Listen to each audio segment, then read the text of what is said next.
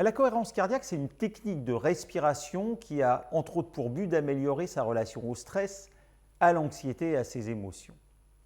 En pratiquant régulièrement, de nombreux bienfaits peuvent être observés sur la santé physique, mentale et émotionnelle. Notre cerveau et notre cœur sont en interaction permanente. Et c'est ainsi que notre état émotionnel influence les battements de notre cœur et que notre cœur, lui aussi, agit directement sur notre cerveau et nos émotions. Contrôler ses battements cardiaques permet de mieux réguler son cerveau et de mieux gérer ses émotions. Mais avant d'expliquer le fonctionnement de la cohérence cardiaque, il est nécessaire d'apporter quelques explications préalables. Nous parlerons principalement des deux modes qui nous intéressent. Un mode détente, régénération, lien social, et puis un mode d'activation, vigilance, danger. Et ces deux modes sont gérés par notre système nerveux autonome, celui qui régit toutes les fonctions automatiques de l'organisme. La partie correspondant au mode détente se nomme système nerveux parasympathique et permet de ralentir les fonctions de l'organisme. Elle va par exemple abaisser le rythme cardiaque, réduire la pression artérielle et faciliter les fonctions digestives et sexuelles. Et puis la branche qui correspond au mode d'activation, de vigilance, se nomme le système nerveux sympathique ou orthosympathique et va s'activer par exemple en cas de peur, de stress et permet de préparer l'organisme à la fuite ou au combat. Cette branche a entre autres pour effet d'accélérer le rythme cardiaque et d'augmenter la tension artérielle. Ces deux branches sont reliées au cerveau émotionnel et au cœur et sont comparables aux pédales d'accélérateur et de frein d'un véhicule. Le cœur et le cerveau s'ajustent en permanence en fonction des stimulus extérieurs ou intérieurs. Ça, c'est pour la partie système nerveux autonome. Et puis, un autre aspect important à prendre en compte lorsque l'on parle de cohérence cardiaque, c'est la variabilité de la fréquence cardiaque ou variabilité du rythme cardiaque. Cette variabilité de la fréquence cardiaque correspond à la variation de temps entre deux battements cardiaques sur une période donnée. Lorsque vous prenez votre pouls au repos et que vous mesurez par exemple 60 pulsations par minute, il s'agit d'une moyenne qui correspond à un nombre de pulsations cardiaques sur un temps donné. Mais votre cœur accélère et ralentit en permanence. Donc ça veut dire quoi? Ça veut dire que sur une durée d'une minute, votre cœur peut parfois battre au repos à une moyenne de 50 pulsations et parfois à 80.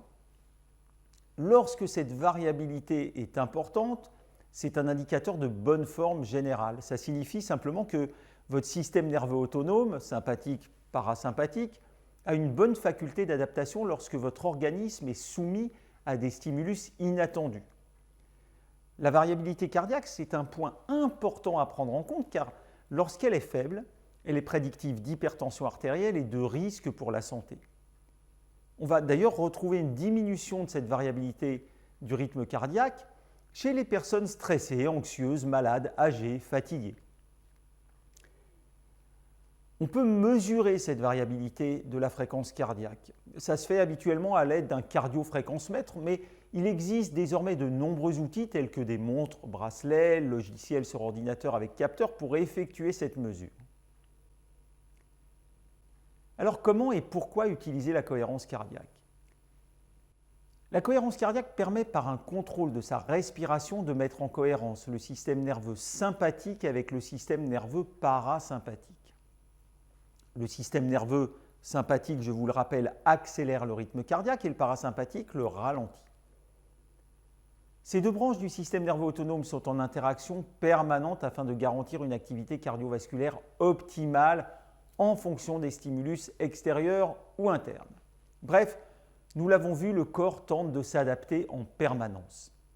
Mettre en cohérence le système nerveux autonome, c'est initier ce temps égal d'inspire et d'expire qui va avoir comme conséquence de mettre en résonance la fréquence du cœur avec notre cerveau. De cette façon, la courbe cardiaque, l'ECG, s'harmonise avec la respiration et on observe une amplitude de cette variabilité de la fréquence cardiaque. Cette technique est très loin d'être contemporaine. Néanmoins, elle a été remise au goût du jour afin d'être accessible à tous. La cohérence cardiaque, c'est l'explication moderne de certaines techniques de respiration pratiquées depuis plusieurs millénaires par les yogis. On appelle ces techniques de respiration les pranayamas.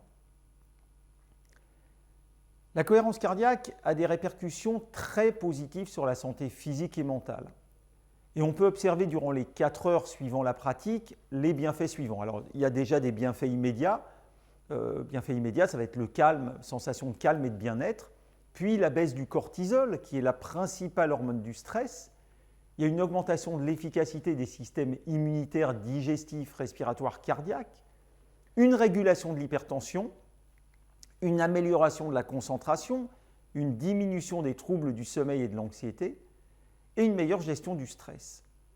On va aussi observer une augmentation du taux de DHEA, vous savez, cette hormone qu'on appelle l'hormone de jouvence, une amélioration des troubles de l'attention avec ou sans hyperactivité, donc tout ce qui est TDA, TDAH, et ça va favoriser donc les capacités de mémoire, d'apprentissage, de coordination.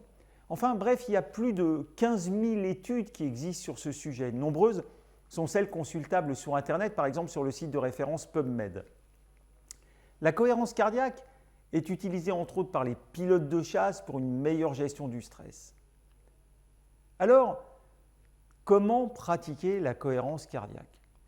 Pour pratiquer la cohérence cardiaque, il est préférable d'être en position assise et de privilégier un endroit calme. On parle de cohérence cardiaque lorsque la fréquence de 6 cycles respiratoires par minute est atteinte. Cette fréquence signifie que l'on pratique 6 inspirations et 6 expirations par minute, soit une inspiration pendant 5 secondes, puis une expiration pendant 5 secondes, et cela 6 fois de suite. Alors, l'idéal, c'est de pratiquer cet exercice 3 fois par jour, matin, midi, après-midi. Comment on va pratiquer cet exercice? Simplement, donc, comme je vous l'ai dit, en position assise, mais encore une fois, vous pouvez bien évidemment pratiquer aussi allongé. Ce n'est pas une erreur de pratiquer allongé. On va inspirer lentement par le nez pendant 5 secondes et on va expirer lentement pendant 5 secondes. L'expiration peut se faire par le nez ou par la bouche. Et puis on va continuer cette alternance d'inspiration et d'expiration durant 5 minutes. Et un exercice régulier va avoir entre autres pour effet d'harmoniser notre système nerveux autonome.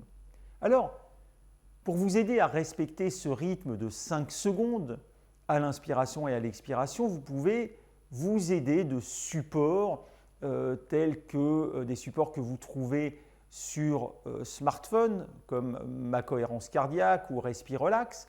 Et pour ma part, j'ai préféré créer un support 100% audio, puisque les autres supports sont plutôt des supports visuels, même s'ils intègrent une partie audio. Et pour créer ce support audio, j'ai utilisé un bol tibétain et un tingsha, qui est une cymbale tibétaine également. Et vous allez pouvoir vous baser donc sur les sons. Ça veut dire que vous allez inspirer alternativement lorsque vous entendez chacun de ces sons. Le premier son que vous allez entendre, la première cloche, vous allez souffler toute la durée du son, donc pendant 5 secondes. Et puis, vous allez inverser, donc ça veut dire inspirer lorsque vous entendez le deuxième son, et cela, ainsi de suite, pendant 5 minutes. Je vous mets à disposition ces sons dans le lien afin que vous puissiez utiliser cette cohérence cardiaque. Bonne pratique.